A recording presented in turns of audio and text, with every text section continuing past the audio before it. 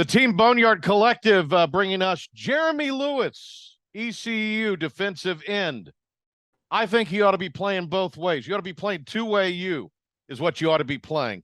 Jeremy Lewis with us here on the Patrick Johnson Show. It's great to see you, young man. How are you?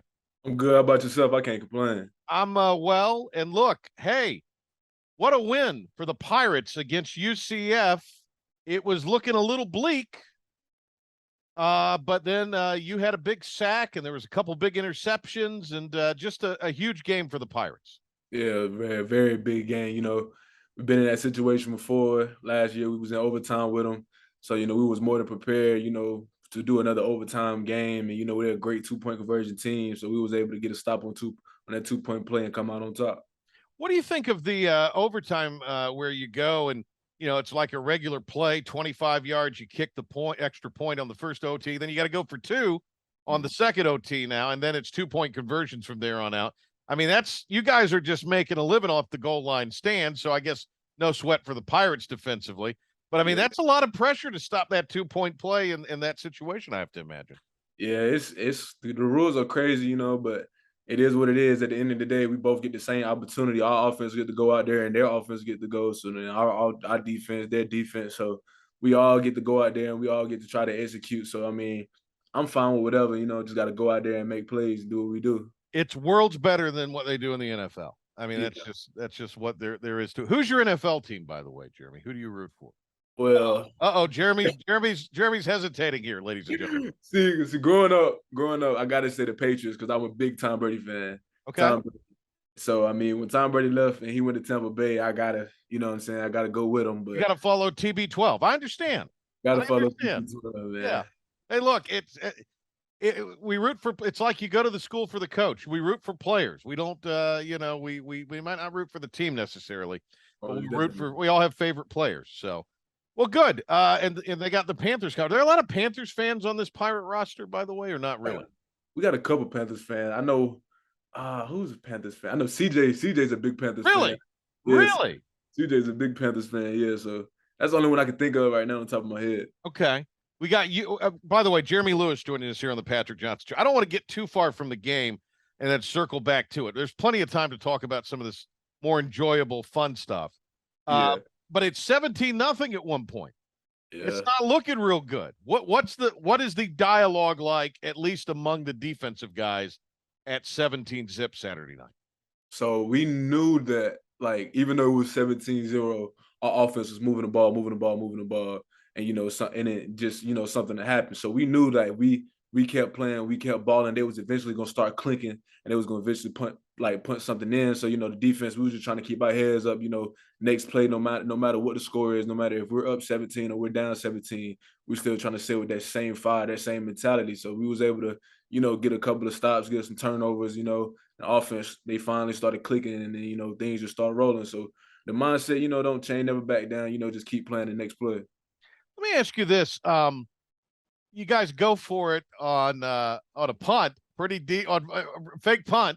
Now, look, if that works, everybody's hype and everything. So, but I mean, that put a lot of pressure on you guys there, did it not? I mean, it put a little bit of pressure. We practice setting chains, and we were very confident in our team, in the players we had on the field. We practiced that fake punt plenty of times, so it wasn't like we was just trying to wing something. Like, no, we knew we could go out there and execute. But the other team, they get scholarships too, and they was in a position to make a play. But I don't fault that at all on anybody. Next time we can just got to be better and execute. What do you what's this? Why have you guys been so successful on the goal line stands this year? Now, Coach Harrell say we shouldn't have let him down there to begin with. Yeah. But why is it that this defense has had a handful of goal line stands this season? Man, it's hard to even, like, you can't even come up with a reason for that. Like, you just got to want to do it. You just got to have that will, to, like, never give up. Like, just, it's just balls to the wall. Now you just got to go out there and you got to, it's not over yet. It's another defensive snap. Just like trying to block a PAT. It's another defensive snap. You just got to go and you just got to execute, do your job. We've got Jeremy Lewis with us here on the Patrick Johnson Show, the South Central Falcon, ECU Pirate defensive end. We've got UCF coming up. I know you guys have just sort of worked on yourselves going into today. You'll start that really heavy UCF study, I think, as far as game plan, and I would guess tomorrow, maybe a little bit on UCF. I'm not sure, but do you have kind of a first thought, first reaction on UCF? Could be a defensive game because their defense is really good. Oh yeah, their defense really good and their offense is really explosive. You know, they do anything, like they try a whole lot of things. Big on the RPO game, fast quarterback, fast receivers. They got a good old line. And you know, we just got to be on our P's and Q's, ready to play this game. Got to lock in mentally, you know, physically, and be ready to stop this high-powered offense. I got you. Well, that's coming up Saturday night. You like Under the Lights? Is Oh that yeah, I love. Oh yeah? yeah. I mean, I'm fine with playing at night. Like if I had to choose, I had to prefer. I would much rather play at 12 o'clock every game. But that's just me. Go ahead That's and just get it over with. You don't want yeah. to wait around all day. Nah, I don't. Just be Yeah, so anxious waking up that morning. You know, it's game day. Let's go do it. But yeah. you know, it is what it is. All right, Jeremy, let's get back to a few things here. I want to dig in on a few things. Yes, Jeremy sir. Lewis here with us, courtesy of the Team Boneyard Collective today. Let me ask you this. You a South Central guy, right? Yes, sir. You got a couple Conley guys that's well noted on there. Most Holton definitely. and CJ, who we've talked about already. Are there any ex rampants on the roster? Can you think of any? I don't think they are. I I think don't most think of there's them any are ramp. somewhere else, right? Nah, there's no rampage. Okay. Any other guys you guys played in high school that are on the roster that you Uh, played in high school on the roster? got some Jaguars, some Farmville Central, Okay. Farmville. Yeah, Keziah Everett came from Farmville. that's right.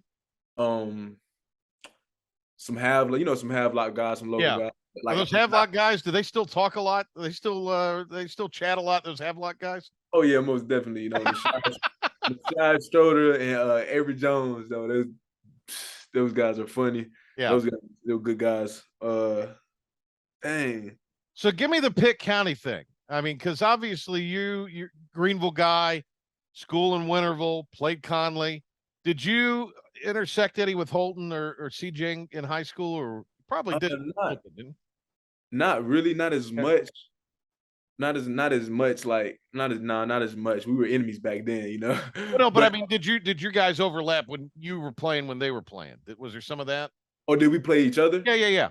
Oh yeah. Okay. Me and CJ, we came in high school the same year, so we played Okay. each other every year.